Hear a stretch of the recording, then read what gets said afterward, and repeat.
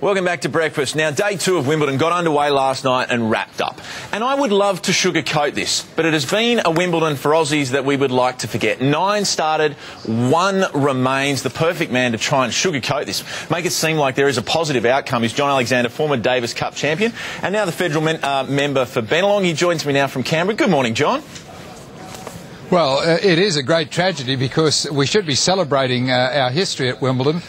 It's 60 years since Frank Sedgman won Wimbledon, who was the first post-war winner. And it's 50 years, which nobody has mentioned, since Laver won in 1962, the year he won the Grand Slam for the first time.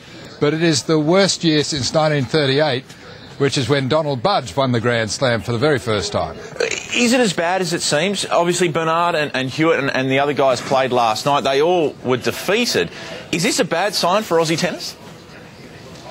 Well, it's a confirmation of where we are at in the world. Our last Wimbledon champion, Lleyton Hewitt, who won 10 years ago, isn't a full-time player. He came in against a really tough player for him to play, especially on grass, in Wilfried Tsonga, and he was beaten, quite comprehensively. He tried very hard. He did his best, as he always does. But that is a very, very difficult draw for Lleyton. Lleyton would need everything going his way to give this event a shake.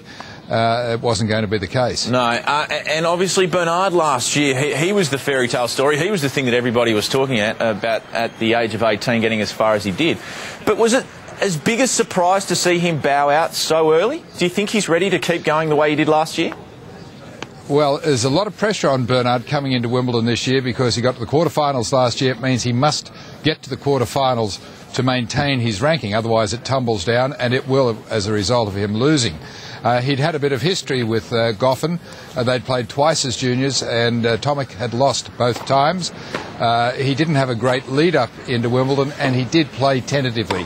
He was playing conservatively, hoping the other guy would fold, and that doesn't happen in major events. Goffin went for everything, and Tomic really allowed him to dominate.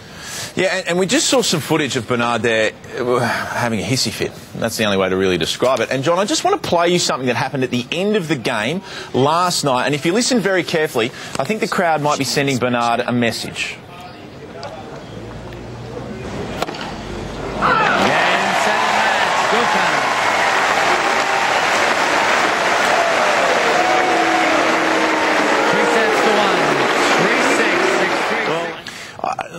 I hate to say it, but it sounds like they might be booing there. As a gentleman of the game and a man who understands the ins and outs of playing at Wimbledon, was Bernard out of line? Well, he didn't ingratiate himself with the crowd during the contest last night. We forget how young these players are. I think Bernard's still just 19, maybe just turned 20. It's difficult to accept defeat. He's tried as hard as he can. He's lost. And as any young man, understandably, is upset. Crowds often don't understand that, are unsensitive to it, and they showed their displeasure. Yeah, and I'm not passing judgment, because if that was me, I would have broken about 14 rackets by the time I got to that stage. But I suppose moving forward, Sam Stosur, let's look at the positives. You used to coach Sam. Can she go all the way? Well, Sam has not done particularly well at Wimbledon. She's found it hard to adjust from clay to grass, but you would expect her, with having the great serve that she does and her athletic ability and her volleying ability, to be a natural for grass. The trouble for Sam is to get the timing on grass after playing so well as she did in France again this year. Having had that easy first round where she went through it in a comfortable straight sets win, confidence is that most important drug that you can have. So we would just hope that she can go all the way. There is no reason why she can't. And as supporters of Australian tennis, we need to be careful to make sure we support her and not put as much pressure now. She is our last remaining hope. Yes, look, I think the distance helps. I think it's very hard for Sam at this stage of her career to play in Australia, where that expectation is so overpowering. I think playing away from home and maybe local press not paying her quite so much attention probably frees her up a little bit to do her best. So she certainly is capable of winning the Grand Slams. We've seen her play what she described as her best match ever in beating Serena Williams, one of the greatest women players of all time, to win the US Open. She's been to the finals of the French. If she can get through the first round, I think people will take her very, very seriously. If she can get through the first week, they'll take her very seriously in the second. Now, you're a man who wears many hats. As we can see, you are in Canberra, out the front of Parliament House, the member for Bennelong now. How different is political life to sporting life? Far less politics. Look, it's been a while since I've been involved as a tennis player, in 2005 since I was the Fed Cup captain. And it has been a really interesting time in politics. It's been a great career choice for me. I just happened into it. We have a great team on our side of politics. We're working very hard to develop policies in our attempts to win back government.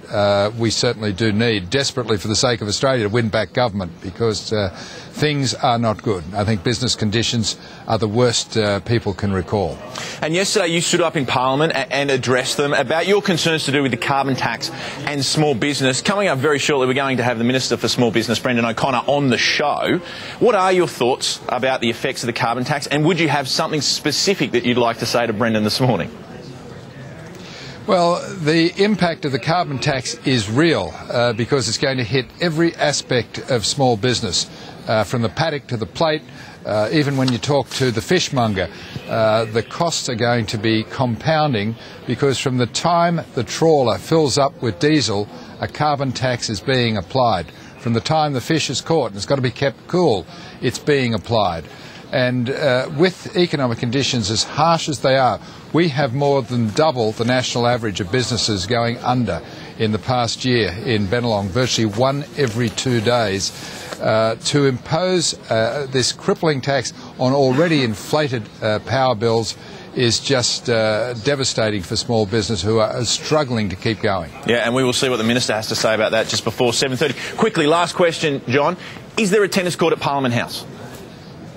Yes, we have courts on both sides of Parliament House, and we play on Thursday mornings. We're playing tomorrow morning regardless of the coldness of the morning. That's slightly unfair, J.A. That's slightly unfair that you get out there and play against the other pollies. We appreciate your insight on everything this morning, tennis and politics. Thank you. Thank you. Now, coming up.